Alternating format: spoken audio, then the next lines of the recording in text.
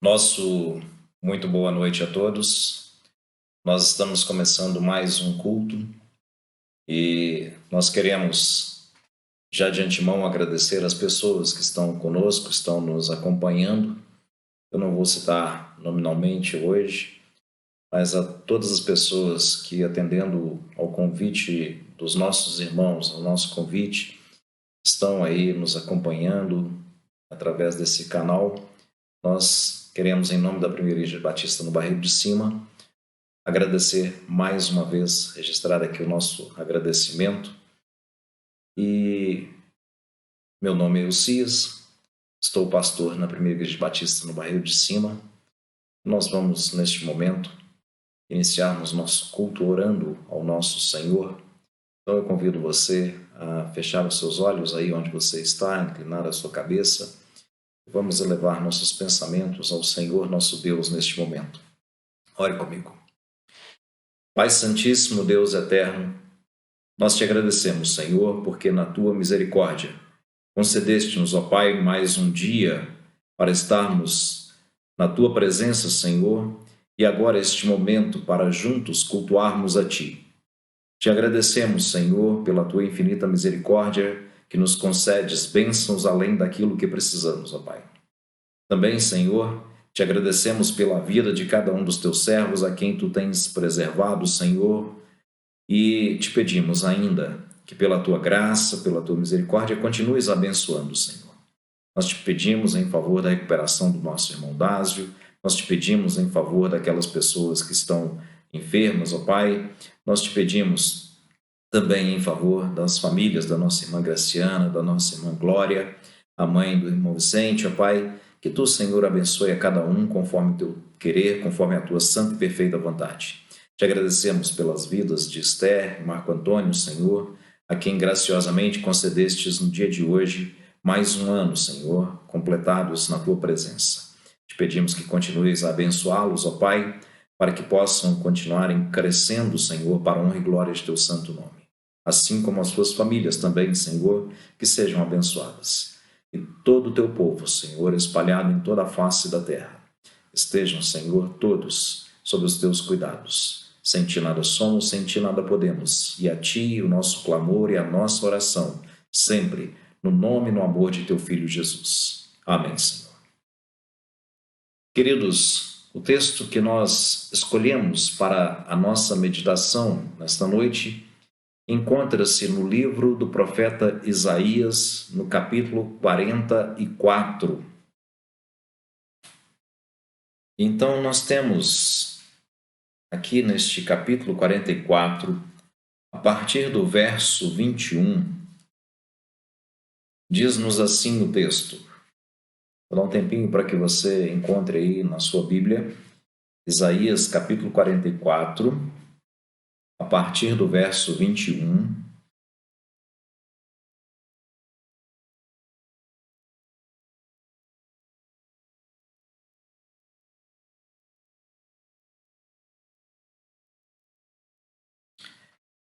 Temos assim: lembre-se destas coisas, ó Jacó, ó Israel, porque você é meu servo, eu o formei, você é meu servo, ó Israel, não me esquecerei de você.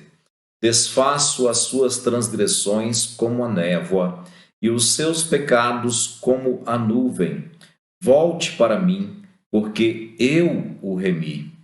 Alegrem-se, ó céus, porque o Senhor fez isto. Exultem, ó profundezas da terra. Cantem de alegria, vocês montes, vocês bosques e todas as suas árvores, porque o Senhor remiu Jacó e se glorificou em Israel. Assim diz o Senhor, o seu Redentor, o mesmo que o formou desde o ventre materno. Eu sou o Senhor, que faço todas as coisas. Sozinho estendi os céus e sozinho espraiei a terra. Eu frustro os sinais dos que profetizam mentiras e faço com que os adivinhos fiquem parecendo tolos. Obrigo os sábios a recuar, transformando o seu saber em tolice. Eu confirmo a palavra do meu servo e cumpro o conselho dos meus mensageiros. Digo a respeito de Jerusalém: ela será habitada, E a respeito das cidades de Judá, elas serão edificadas, e quanto às suas ruínas, eu as levantarei. Digo à profundeza do mar: seque, e eu secarei os seus rios. Eu digo a respeito de Ciro: ele é meu pastor e cumprirá tudo o que me agrada. Digo também de Jerusalém: será edificada, e do templo seus alicerces serão lançados. Primeira coisa que precisamos entender a respeito desse texto é que estas profecias, estes acontecimentos aos quais o profeta Isaías está se referindo, eram coisas que estavam ainda para o futuro. Nenhuma dessas coisas Isaías contemplou com os seus olhos.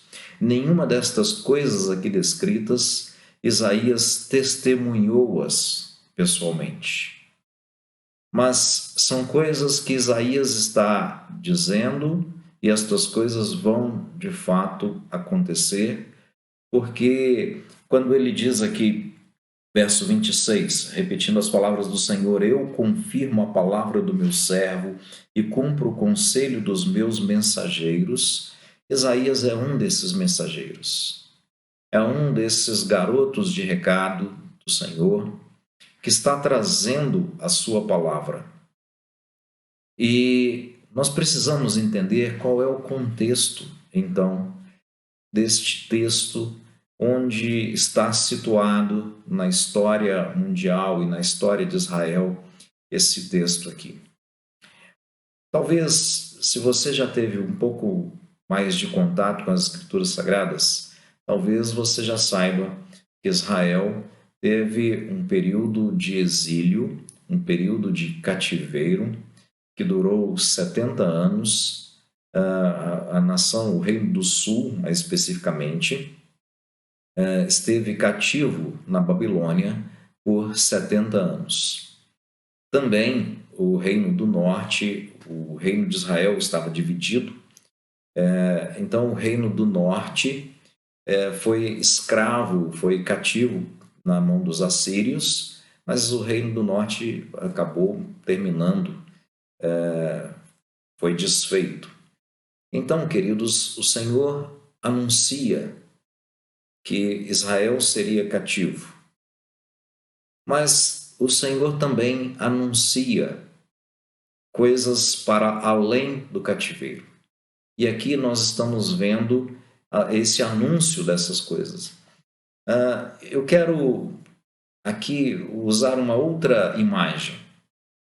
Nós aqui no Brasil estamos muito ligados no futebol.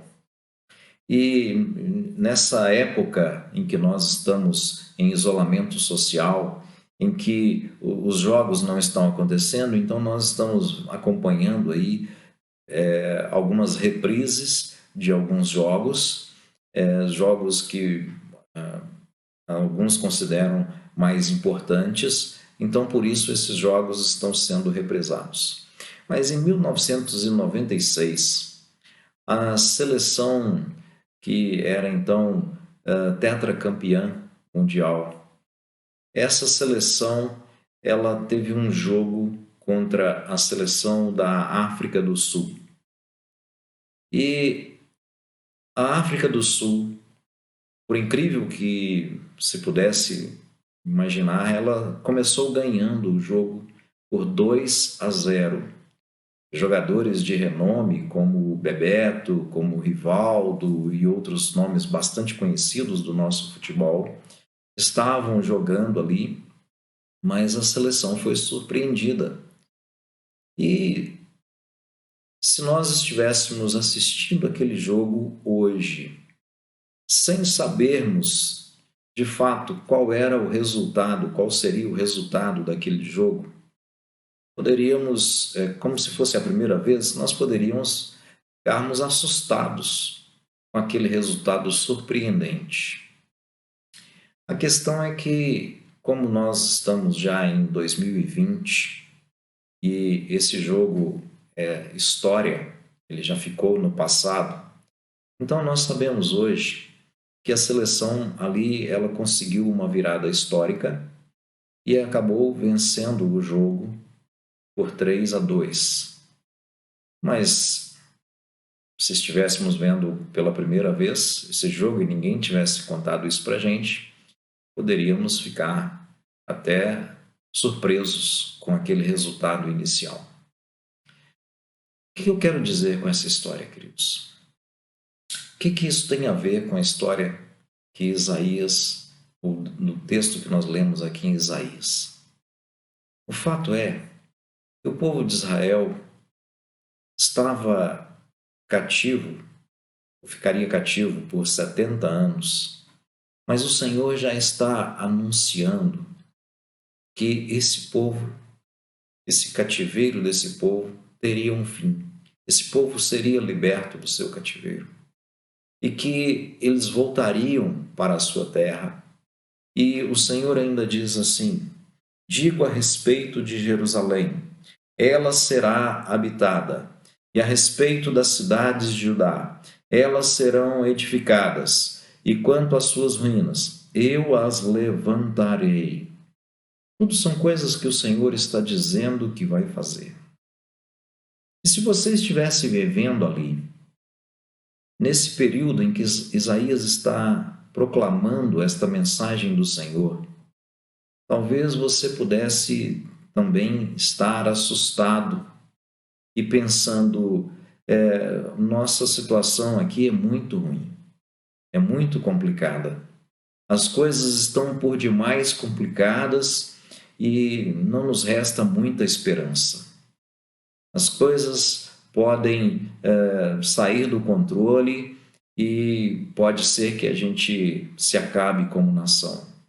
Pode ser que, de fato, as coisas não saiam como nós esperávamos, ou talvez como Deus havia dito aos patriarcas dessa nação, quando ele fez aquela promessa a Abraão, dizendo que a descendência dele seria uma descendência como a areia do mar ou como as estrelas dos céus, que a nação de Israel permaneceria para todo sempre.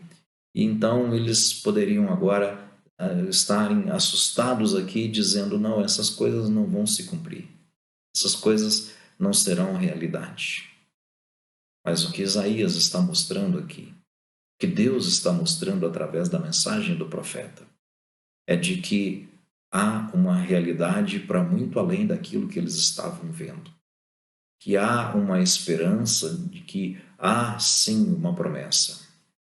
E muito embora muitos destes que ouviram essa mensagem aqui, eles não viveram, não presenciaram isso aqui, mas a história mostra que as palavras do Senhor se cumpriram integralmente. E há uma personagem aqui, mencionada aqui no verso 28, eu digo a respeito de Ciro, ele é meu pastor e cumprirá tudo que me agrada. Digo também de Jerusalém, será edificada. E o capítulo 45 começa dizendo assim: assim diz o Senhor a meu ungido, a Ciro, a quem tomo pela mão direita, para submeter as nações diante dele, para desarmar os reis, para abrir diante dele os portões que não se fecharão. Eu irei adiante de você, endireitarei os caminhos tortuosos, quebrarei os portões de bronze e despedaçarei as trancas de ferro. Um historiador muito conhecido, um historiador judeu, não crente no Senhor Jesus Cristo, mas muito conhecido para aqueles que gostam de história geral, Flávio Joséfo, registra que Ciro leu estas palavras aqui e ficou grandemente impressionado pelo fato de o seu nome ter sido mencionado ainda em uma profecia ali no meio dos judeus, uma profecia muito antes do seu nascimento. e o seu nome já estava escrito ali. E algumas pessoas chegam a questionar isso aqui, mas é Flávio Joséfo, o historiador, quem registra isso, a história está aí, para que não haja contestação, para que ninguém possa dizer, não, isso foi uma armação, não. Mas o que acontece é que as palavras que estão aqui são do Deus Todo-Poderoso, aquele que é o Eterno, aquele que conhece passado, presente e futuro. E hoje, quando nós assistimos a uma reprise de um jogo, e já sabemos, já sabemos qual é o resultado desse jogo, então nós não nos assustamos, porque já sabemos o resultado do jogo. Mas quando nós olhamos aquilo que as Escrituras Sagradas dizem, nós às vezes tratamos as Escrituras Sagradas como a palavra de um homem qualquer. E se lá em 1996, antes do jogo, alguém dissesse para você assim, a África do Sul vai começar ganhando por 2-0, mas o Brasil vai virar o placar. Talvez você duvidasse dessa pessoa. Alguns poderiam até fazer isso na base do chute. E poderiam até acertar o placar.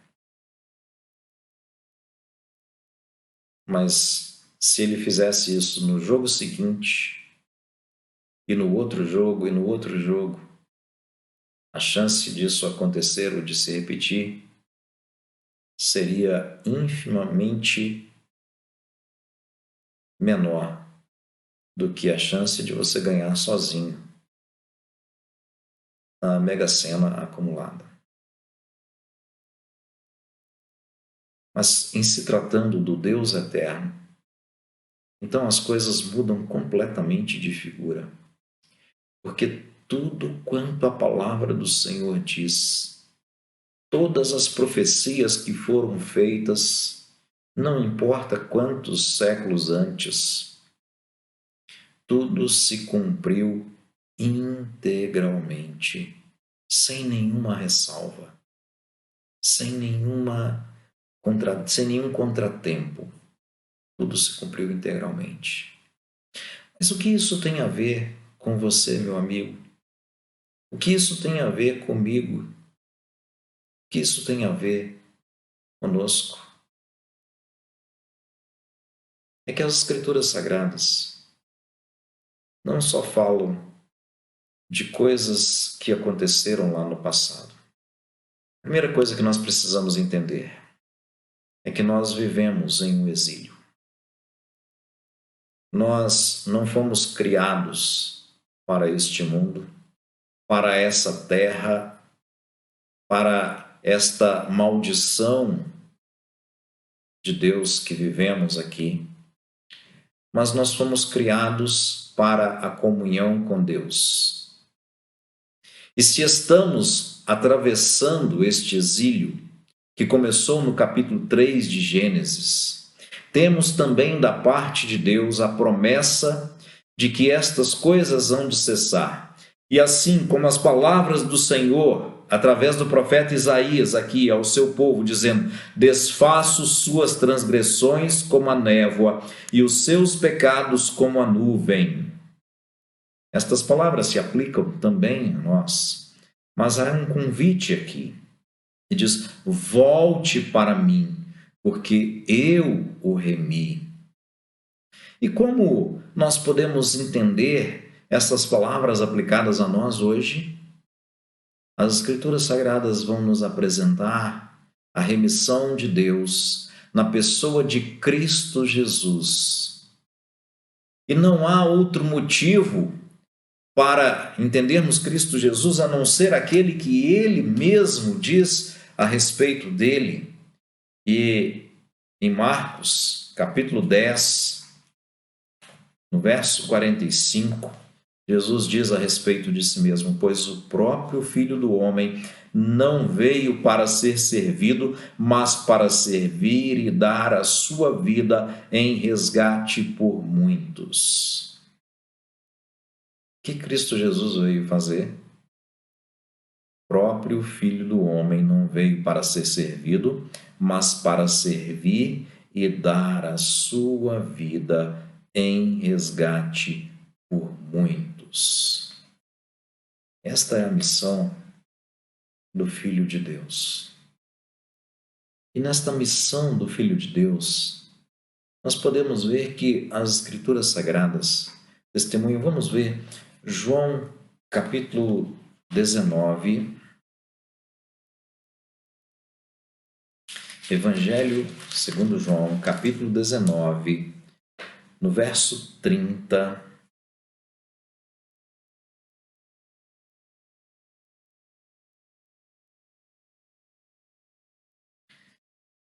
João registra assim: quando Jesus tomou o vinagre, disse: está consumado. Se lá no texto de Marcos, no versículo 45 do capítulo 10, nós lemos que o Filho do Homem veio para servir e que ele veio dar a sua vida em resgate por muitos, aqui o próprio Senhor Jesus está dizendo: está consumado. Eu cumpri, eu fiz aquilo que eu vim para fazer. Em João 16, verso 33, capítulo 16, verso 33, Jesus diz assim: falei essas coisas para que em mim vocês tenham paz.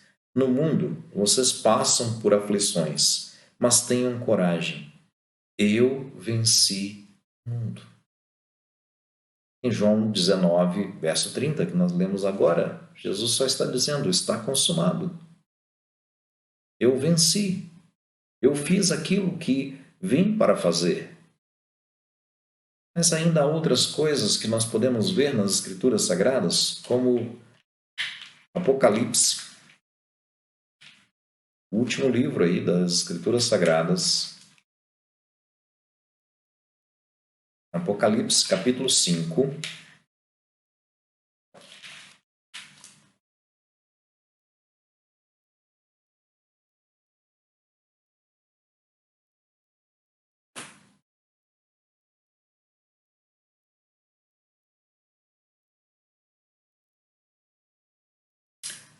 Apocalipse, capítulo 5.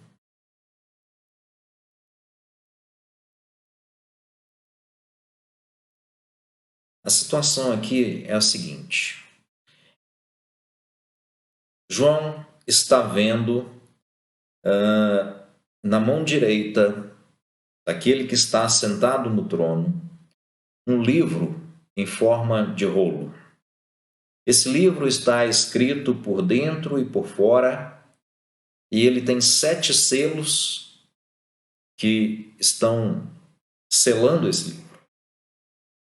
E aí ele vê um anjo, o texto diz um anjo forte, que proclamava com voz forte e dizia: quem é digno de quebrar os selos e abrir o livro? E aí o verso 3 diz assim: ora, nem no céu, nem sobre a terra, nem debaixo da terra, ninguém podia abrir o livro, nem mesmo olhar para ele. E a situação de João, então, é assim. O verso 4 dizia: eu chorava muito, porque ninguém foi achado digno de abrir o livro, nem mesmo de olhar para ele. Aí o verso 5, nós vamos ler agora. Então um dos anciãos me disse: não chore. Eis que o leão da tribo de Judá, a raiz de Davi, venceu para quebrar os 7 selos e abrir o livro. Quem é este, que é o único em toda a terra, ou nos céus, ou em qualquer lugar, que é o único digno de abrir esse livro? Quem é este que é o leão da tribo de Judá? Quem é este que é a raiz de Davi? Quem é este que venceu, senão o Senhor Jesus? O único que venceu para quebrar os 7 selos e abrir o livro. Sabe o que acontece? É que há alguém cujo tempo já está contado e determinado e que não tem o menor interesse, pelo contrário, ele tem todo o interesse de que você continue no engano, e ele não tem interesse nenhum de que você conheça de fato a vitória em Cristo Jesus. E é alguém que, mesmo sabendo que o jogo já está vencido, ele se firma naqueles 2-0 iniciais. E ele começa a colocar a ideia de que não há uma perspectiva de vitória. E para isso ele começa a dizer que você tem que se esforçar, que você tem que fazer aquilo, isso, aquilo, porque senão o jogo vai continuar sob derrota. E é assim que muitas pessoas acabam enxergando essa situação. Elas começam a pensar: o jogo está realmente perdido e eu preciso agora me esforçar bastante para que esse jogo então vire. Mas aqui as Escrituras Sagradas não falam de vitória pessoal. As Escrituras Sagradas não falam de vitória minha ou sua, mas elas falam da vitória cabal, definitiva, de Cristo Jesus na cruz do Calvário. Cristo Jesus é o vitorioso. Cristo Jesus é o vencedor.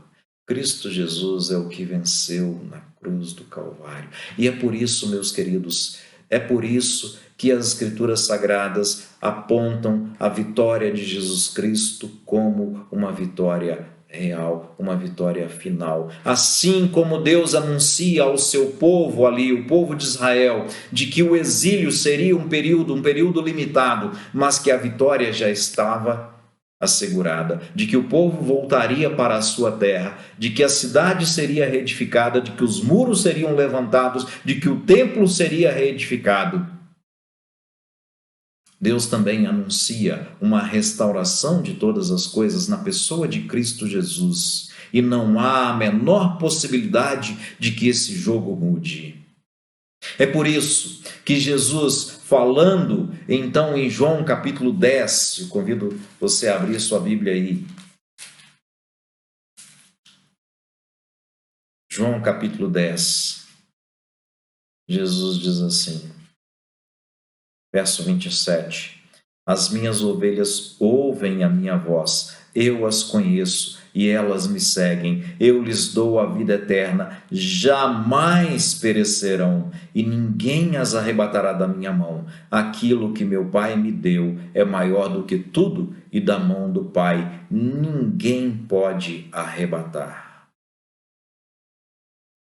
Jesus está anunciando o final do jogo. Os demônios sabem disso. Satanás sabe disso. Mateus capítulo 8, verso 29.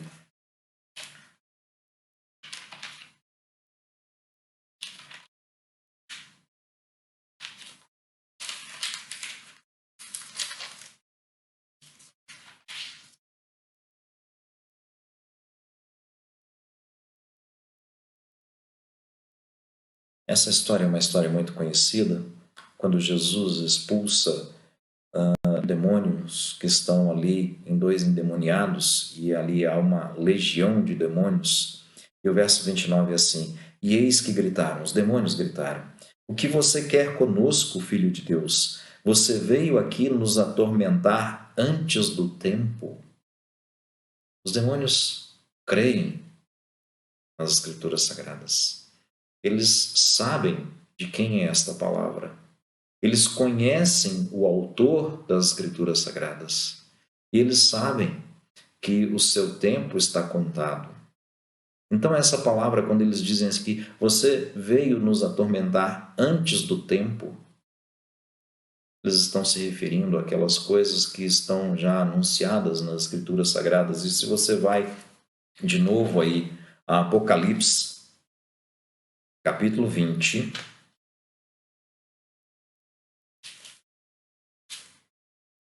no verso 10, nós encontramos assim: o diabo que os tinha enganado foi lançado no lago de fogo e enxofre, onde já se encontram a besta e o falso profeta, e serão atormentados de dia e de noite para todo o sempre. Espera aí. A primeira coisa que nós precisamos notar a respeito desse texto é que o texto diz que o diabo é lançado para dentro do lago de fogo e enxofre, onde já se encontram a besta, o falso profeta, e serão atormentados de dia e de noite para todo sempre. Está se referindo àquele tempo que os demônios já sabiam. Ao tempo que está determinado, ao tempo que está contado. Mas eu quero chamar a sua atenção para mais um detalhe nesse texto. É que o texto diz assim: o diabo que os tinha enganado. Enganado a quem? Enganado a todos quantos se recusam a crerem nas Escrituras Sagradas. A todos quanto colocam em dúvida a palavra de Deus. A todos quantos acham que precisam ainda lutar pela sua salvação, mesmo tendo Cristo Jesus já consumado na cruz do Calvário. A todos quantos têm dúvidas a respeito da segurança da sua salvação, aqueles que às vezes até dizem: não, mas eu creio no que Cristo Jesus fez na cruz do Calvário, mas se eu não me cuidar. Vejam que no texto nós lemos aqui de João capítulo 10, Jesus não está falando de você se cuidar. Ele está falando: as minhas ovelhas ouvem a minha voz, eu as conheço, eu lhes dou a vida eterna e jamais perecerão, jamais se perderão. Essa é a promessa de Jesus. Esta é a segurança que Jesus oferece. Mas vejam, alguém está muito interessado em que você não creia nesta palavra.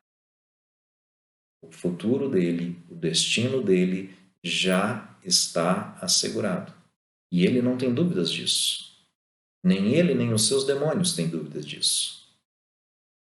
Mas ele ainda, porque sabe que o seu tempo está próximo, ele continua enganando multidões. Talvez você tenha sido vítima do engano dele. Talvez você ainda continue dando ouvidos à palavra dele. Talvez você continue duvidando da palavra de Cristo Jesus. Não importa da boca de quem você tem ouvido. Não importa quem tem sido o seu professor. Se as palavras que você tem ouvido são diferentes das palavras do Senhor Jesus aqui. Se você está em dúvida ainda, se você não sabe ao certo ainda onde passará a eternidade, você não tem crido de fato em Cristo Jesus. Crer em Cristo Jesus não é crer que Ele veio ao mundo. Crer em Cristo Jesus é crer naquilo que Ele anuncia, naquilo que Ele diz. naquilo que ele fez. E Cristo Jesus veio ao mundo para salvar pecadores, como eu, como você. Ele veio ao mundo para remir o seu povo, como Deus prometeu ao seu povo que o remiria, e anunciou quem seria o libertador do seu povo. Aqui, Cristo Jesus é anunciado pelas Escrituras Sagradas como o nosso libertador, como o servo de Deus que se ofereceu na cruz do Calvário para completar, para consumar a obra da redenção. Que as Escrituras Sagradas dizem, que Cristo Jesus diz, é que quem crê nele tem vida eterna. O último texto que eu quero ler com você nesta noite está no Evangelho de João, capítulo 5, no verso 24. São palavras do Senhor Jesus. Ele diz, em verdade lhes digo, quem ouve a minha palavra e crê naquele que me enviou, tem a vida eterna. Não entra em juízo, mas passou da morte para a vida.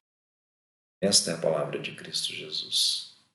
Qualquer coisa diferente disto é palavra do inimigo, é palavra de Satanás. Mas a escolha é sua, a escolha é minha. Eu escolhi ficar com Cristo Jesus. Eu escolhi o lado de Cristo Jesus. Eu escolhi seguir, ouvir e confiar em Cristo Jesus. A quem você tem seguido? Em quem você tem confiado? Veja, ele não vem. Satanás, o inimigo de nossas almas, não vem para outra coisa.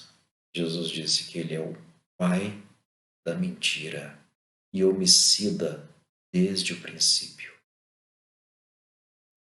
Satanás não tem outra coisa a oferecer senão engano e morte. Mas Cristo Jesus oferece vida e vida eterna. Não uma vida passageira, não uma vida que pode ser perdida, mas vida eterna. É por isso que Jesus coloca no presente aqui. Em verdade, lhes digo, quem ouve a minha palavra e crê naquele que me enviou, tem, não é terá, tem a vida eterna. Não entra em juízo, não entrará, mas não entra em juízo, mas passou. É algo que já aconteceu, já está consumado. Passou da morte para a vida. O convite de Cristo é o mesmo convite que Deus faz a Israel lá. Volte para mim. Eu temi. Volte para mim. Havia muitos profetas no tempo de Israel que diziam, não é assim. Mas a palavra do Senhor na boca do seu profeta era, volte para mim. Eu sou aquele que restaura. Eu sou aquele que garante. Ninguém mais pode fazer isso. Só Cristo Jesus. Certa vez, os discípulos receberam do Senhor Jesus poder e autoridade para expulsarem demônios. E eles voltaram adiantes, muito alegres. Mas quando eles estavam contando ali os seus feitos, o Senhor Jesus então chama a atenção deles e diz assim, vocês deveriam estar alegres, não porque os espíritos se submetem a vocês, mas antes que o nome de vocês está escrito nos céus. O seu nome está escrito nos céus. Você já, de fato, confia em Cristo Jesus a ponto de afirmar isso? De dizer, meu nome está escrito nos céus? Se seu nome está escrito nos céus, quem pode tomar das mãos de Deus aquele livro, romper os selos e apagar o seu nome? Quem pode fazer isso, meu querido? Quem tem tal poder?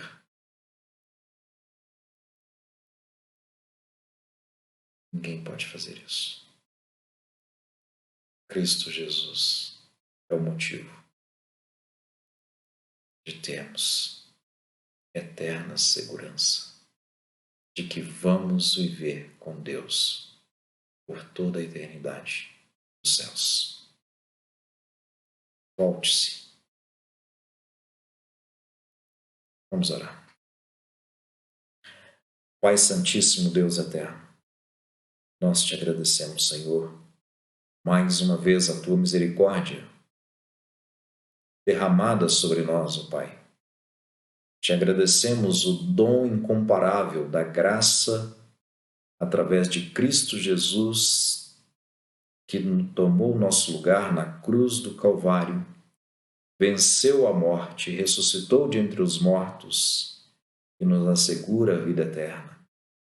Por esta palavra bendita, de que todo aquele que crê,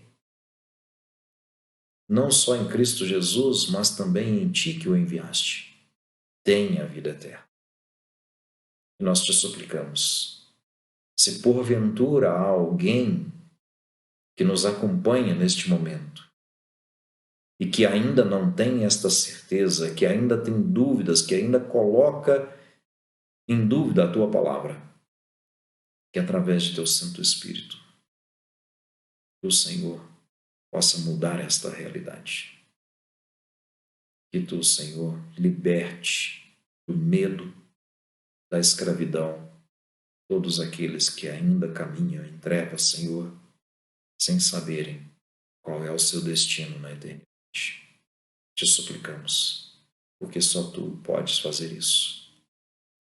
Confiados no Teu amor e na Tua misericórdia, continuamos orando a Ti, Senhor, porque sabemos que Tu és nosso Deus, és o nosso Senhor e és o Deus de toda graça.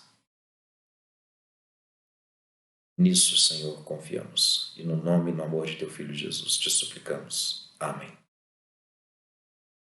Nós estamos chegando a mais final de um culto. Nós queremos mais uma vez agradecer a paciência daqueles que estiveram conosco nestes minutos que estivemos juntos aqui.